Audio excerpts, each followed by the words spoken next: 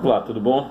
Quem está falando é o pastor e professor Arthur Eduardo, e nós temos sempre falado aqui no Facebook e nas mídias sociais de um modo geral sobre diversos temas, né? E eu gostaria de falar hoje sobre um assunto que tem sido algo recorrente naquilo que tenho pensado como pastor, como professor de teologia e de filosofia, porque uma das nossas atribuições é pensar a existência humana sem aqueles sentimentos que nos impregnam, estão conosco e muitas vezes são o motivo de nossa ruína. Eu sei que é muito difícil nós nos isentarmos desses sentimentos, mas a Bíblia, por exemplo, ela nos ensina que é através de um processo de aproximação constante, né? Aproximação constante de Deus, que nós vamos nos desfazendo e nos distanciando também constantemente daquilo que é oposto a ele. E isso traz consigo essa ideia muita sabedoria, porque de fato, quando nós vamos imaginar uma escala de valores, nós que estamos vivendo atualmente numa época tão desprovida de valores morais, nós entendemos porque sábios no passado defenderam que há, né, uma escala, e essa escala, para que ela possa fazer sentido, ela tem que ter início e fim. O seu fim seria justamente aquilo que nós pensamos como bem absoluto. O bem absoluto não pode existir sem uma consciência, do contrário não seria benigno. A benignidade é intrinsecamente um valor moral, portanto racional. Pedras não são benignas, podem ter fins benignos, como podem ter fins malignos, mas por ser uma coisa, não alguém, ser algo, não uma pessoa, não pode ser em si mesmo benigna. Mas quando nós falamos de benignidade a partir da nossa própria experiência, nós temos que colocar isso diante de uma escala a qual só faz sentido se houver racionalidade. E quando nós imaginamos um ser perfeito, esse ser só pode ser Deus, nada pode ser sumamente benigno. Ora, se há um fim nessa escala, é necessário também que haja um início lógico, um início idealizado, assim como há um fim. Esse início não é a identificação de qualquer ser. Esse início é a ausência completa de Deus. Tudo aquilo que é benigno. Então nós podemos dizer que o início da escala é o que é sumamente maligno, enquanto que seu fim é o que é sumamente benigno. Entre os polos dessa escala estamos nós, seres racionais. E o porquê de eu fazer esse vídeo e estar falando sobre isso? Porque nós, seres racionais, e mais especificamente nós, cristãos, muitas vezes enganamos-nos a nós mesmos, porque as nossas práticas diferem dos nossos discursos. Mas isso é tão antigo quanto o homem. O problema é que se tem observado que há algo como que uma patologia psicológica que faz com que as pessoas elas se juntem em grupos que se ofendem perante esse tipo de prática, que é uma prática abominável, no entanto, fazem o mesmo que condenam. Eu não estou falando de erros esporádicos, eu estou falando de algo que passa a ser aquilo que a existência mesma da pessoa condena. De modo que o conflito que existia antigamente nos homens do passado, de errarem perante aquilo que eles sabiam ser a vontade de Deus, hoje sumiu, porque as pessoas vivem como que num eterno teatro, não mais consciente dos seus erros, não mais dispostas inclusive a admiti-los, passando então uma sensação para quem não é cristão de que o cristianismo é uma grande farsa.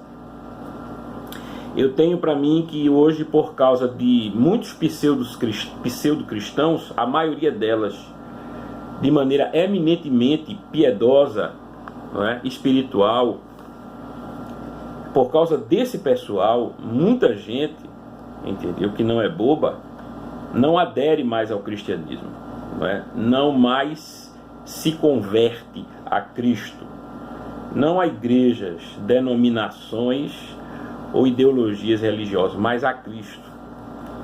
Porque o âmago do cristianismo é a conversão a Cristo. De modo que nós, cristãos, temos constituído uma das maiores barreiras para o avanço do próprio cristianismo que professamos. E quando eu falo nós, eu estou me incluindo, obviamente, mas eu quero frisar, deixar certo aqui que esse problema moral é algo crônico, patológico, e que, se não observado da maneira devida, torna-se motivo de chacota, de pilhéria, de escárnio, porque hoje ninguém mais pode exortar, né? As pessoas, elas todas têm se acostumado a ver como puramente defeituosas, podres moralmente, e isso tem feito com que as pessoas elas ajam de maneira religiosa mecanicamente. Até as ideologias mais radicais da religião estão cedendo espaço a esse mecanicismo que faz com que as pessoas não vivam espiritualmente, mas vegetem religiosamente. A Bíblia diz, no livro de Provérbios, talvez seja um dos livros mais indicados na Bíblia para falar sobre as questões morais e nos fazer refletir sobre as questões morais a partir de um padrão que entendemos ser revelacionalmente divino. A Bíblia diz, por exemplo, em Provérbios 27, 4, o seguinte: cruel é o furor, impetuosa a ira, mas quem parará perante a inveja? Se você observar esse texto, ele fala de uma escala. Está de maneira explícita e traz um ensinamento que é um tanto implícito no texto. Realmente o cruel é furor, né? A ira, de fato, ela é impetuosa, muitas vezes inconsequente, com consequências desastrosas. Mas quando o autor sagrado pergunta quem poderá parar perante a inveja, é como se ele quisesse nos dizer que a força da inveja, ela pode causar danos muito mais destrutivos e danos imediatos, não somente imediatos.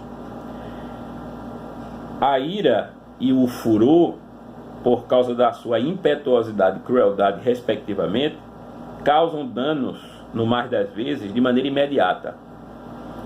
Mas a inveja, ela consegue corromper o ser humano de tal modo que as consequências, elas são muito mais duradouras, desastrosas, danosas e elas perduram por muito mais tempo.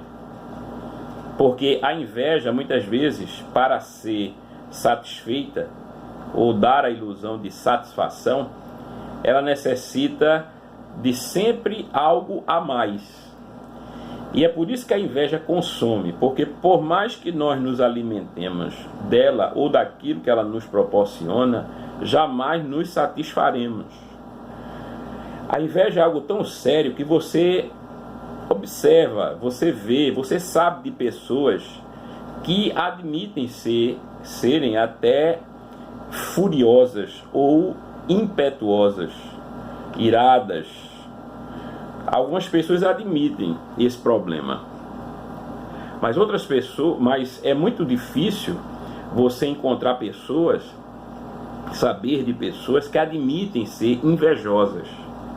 É algo tão obscuro, é algo tão baixo nessa escala sobre a qual falei de valores morais. Ela está tão distante do padrão divino, está tão distante do polo de benignidade que pode ser associado à pessoa de Deus e tudo que Deus representa, que você não encontra pessoas que estejam dispostas a admitir a inveja. Mas a inveja, parece-me, que é um dos sentimentos malignos mais comuns que existem. A inveja produz uma série de situações estranhas, bizarras. A inveja, ela pode destruir pessoas próximas, corromper relacionamentos, acabar com amizades. Ela produz danos tão malignos que muitas vezes terminam em rupturas definitivas, como foi o caso de Caim e Abel. Não há outro sentimento que explique a atitude de Caim e todo o desastre que se seguiu a essa atitude do que a inveja. E é por isso que eu gostaria de trazer essa palavra rápida hoje para você que me ouve. É claro que eu sou uma pessoa que tem defeitos como qualquer outra pessoa, mas eu tenho procurado, como homem, como servo de Deus, como uma pessoa que conhece e tem consciência de uma missão aqui que baseia-se na consciência de transmitir as verdades da Bíblia, as verdades de Deus, as verdades da Escritura ao maior número de pessoas possível. Uma pessoa consciente disso, eu sei que nós precisamos inclusive superar os nossos próprios demônios, para usar uma linguagem muito comum hoje em dia. Não falo de seres espirituais, mas eu falo daquilo que em nós é algo associado ao demonismo. Não o elemento espiritual, mas aquilo que representa tudo que se opõe a Deus e que está ativamente presente na nossa carne. E com carne eu não me refiro à matéria física, mas à nossa alma, à nossa carnalidade, ou seja, tudo aquilo que está em nós e que nos separa da espiritualidade proposta, prescrita por Deus e especialmente pela pessoa de Jesus Cristo.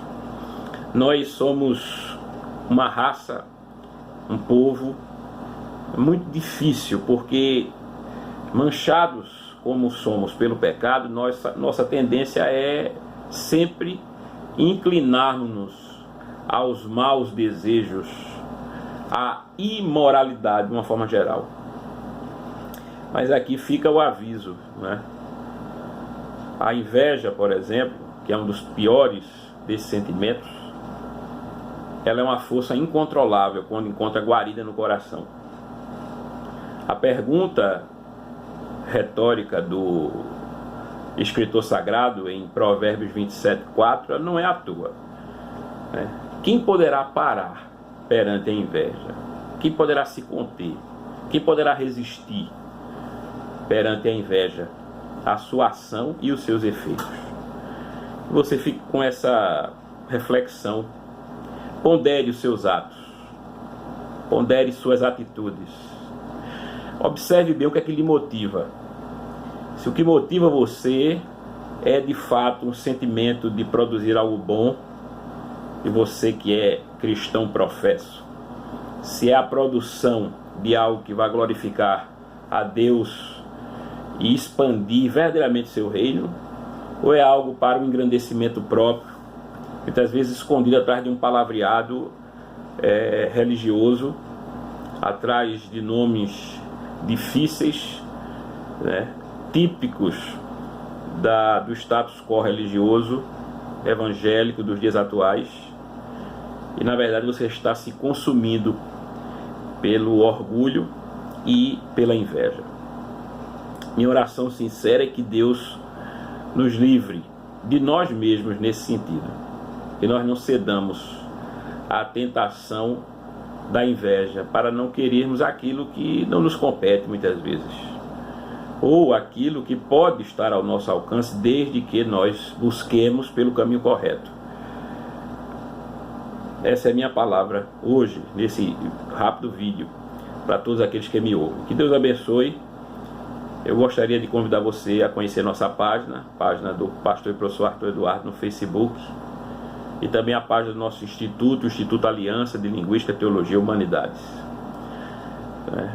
Para quem não me conhece, eu sou pastor e professor de Teologia e Filosofia, pastoreio a Igreja de Deus em Cidade Universitária, outrora conhecida como Igreja Evangélica Aliança, e estamos aí com esse trabalho, fomentação da informação e da formação, aquelas pessoas que nos têm confiado aí seus ministérios, sua amizade, seu companheirismo, para que nós possamos construir algo juntos, positivo nesses dias difíceis. Que Deus abençoe a todos, em nome de Jesus. Até a próxima.